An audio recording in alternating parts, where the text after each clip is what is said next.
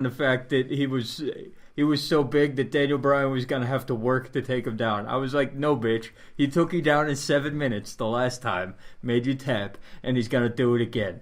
And That's guess exactly what he did. He did. So that's Oh well, womp womp. a lot better, but that doesn't mean much. It Well, now it doesn't matter much at all. it Buried him. No, right out I'm the saying door. I'm talking about the match, not the person. I'm like it doesn't mean much that this was better than the first one because it doesn't take much to be better than the first one. So And it doesn't matter because now Sad. it was sad. It was sadly Big Cass's best match as a singles competitor, and it just led to absolutely nothing. because guess what?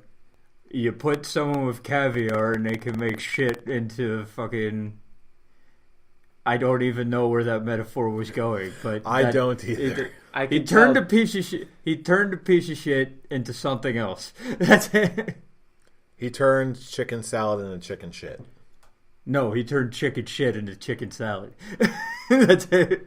Are you Isn't talking that- about Cass now? No, I'm talking about Daniel Bryan Oh, okay. turning. I thought you were talking Cass about- into okay. chicken salad. I was like, wait, what? like, how did that? Okay, We're getting our analogies confused, but either way, sayonara, Big Cass. See you You won't be missed. around. Anyway, next up, we've got a match I literally forgot about completely, other than the winner. Bobby Lashley defeated Sami Zayn. This I was literally stupid. remember nothing about this match. This was stupid. If It they were really gonna was. squash Sami Zayn to let him go and work on his injury, go rest his injuries and work them out and get better and whatever, this should have been like complete, like 30-second squash. They let this go out over about 6.5 minutes. The crowd didn't give a shit, as they well shouldn't, because there was nothing about this feud to give a shit about either way. So this didn't help anybody involved. it didn't. Yeah, there isn't anywhere else to put it. Other way to put it, it didn't help Sami Zayn because he ended up losing. It didn't help Bobby Lashley because no one gave a shit. I'm like, So, literally, this match match should was have been pointless. this match should have been about a 30-second squash, like just kick him in the chest and hit him with the verticals. I wouldn't And get it go over. that far, but you know what?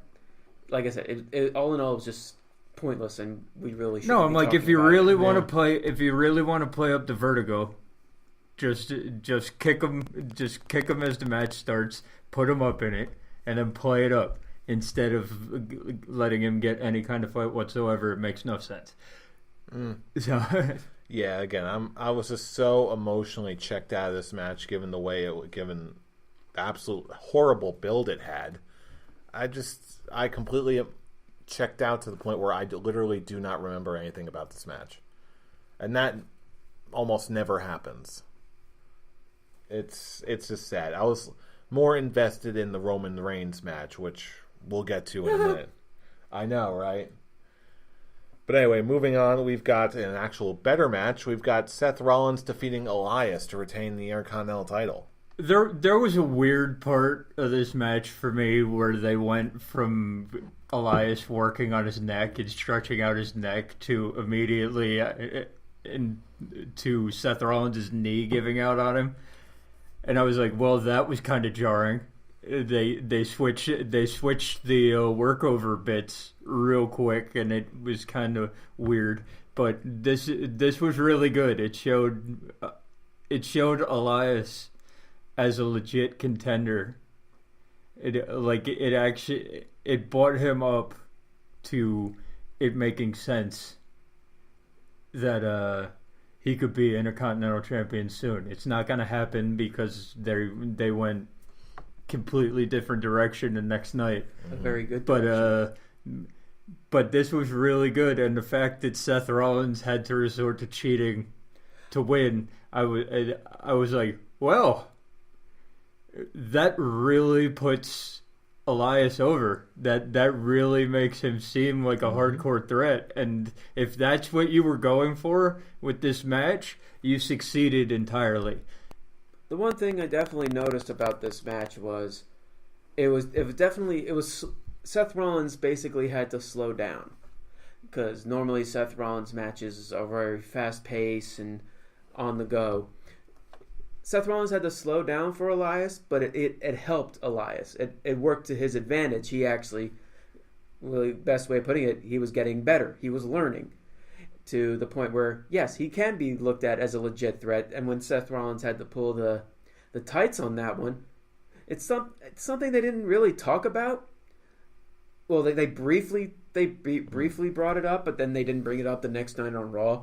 And then the fact that Dolph Ziggler had to do the exact same thing to win the Intercontinental Championship. So, and I feel like that's leading into a Drew McIntyre turn, and we're gonna get Dolph Ziggler versus McIntyre for the Intercontinental title throughout the summer.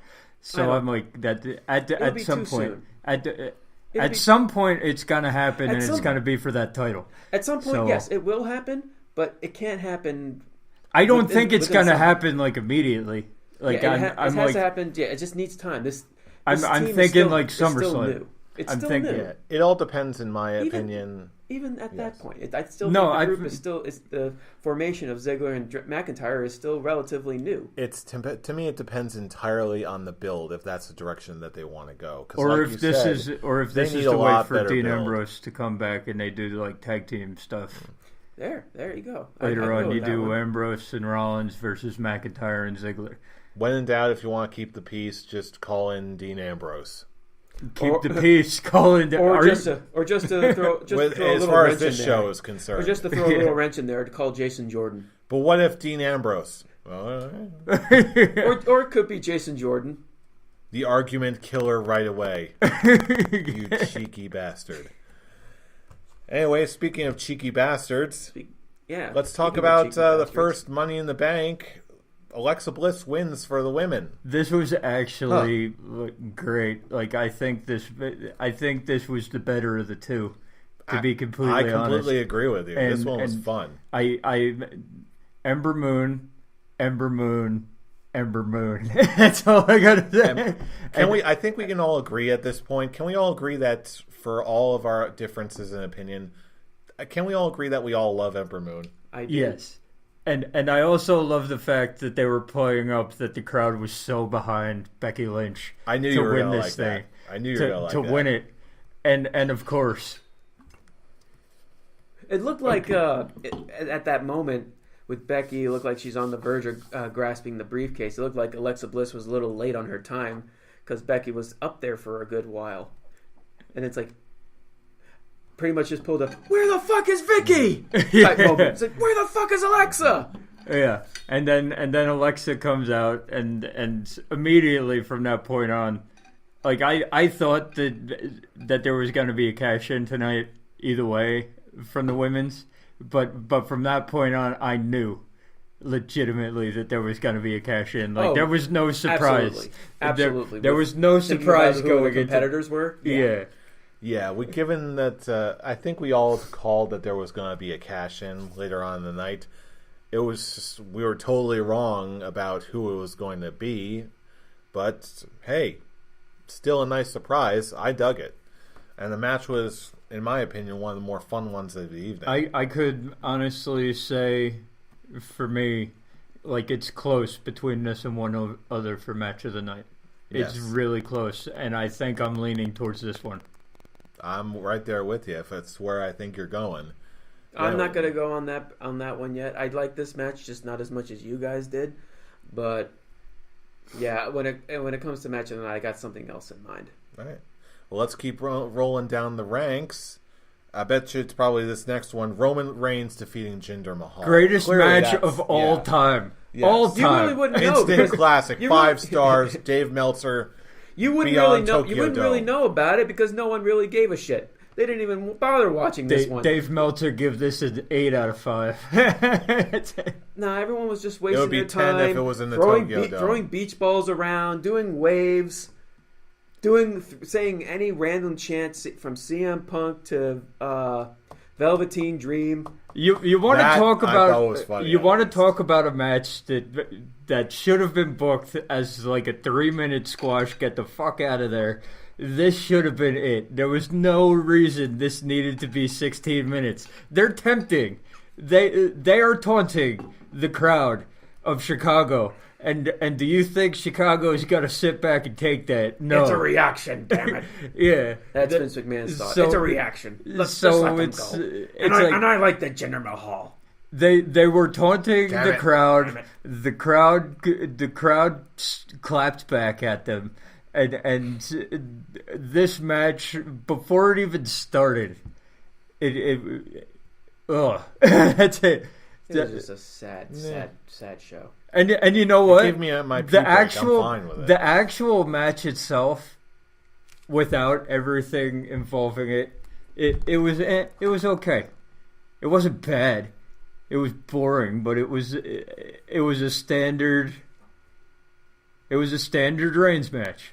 It really was, which you can't call it bad, but you can just be like, meh.